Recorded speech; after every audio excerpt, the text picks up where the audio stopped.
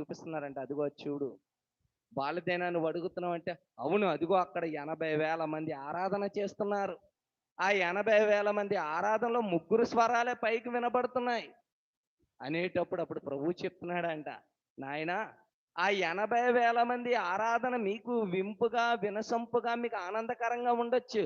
కానీ ఆ 80,000 మందిలో ఆ ముగ్గురే నా కొరకు ఆరాధన చేస్తున్నారు. వారిది ఇక్కడ వినబడుతుంది. మిగతా వారిది వినబడదు అనగానే అప్పుడు వెంటనే తన సంఘం గురించి వెళ్ళాడంట.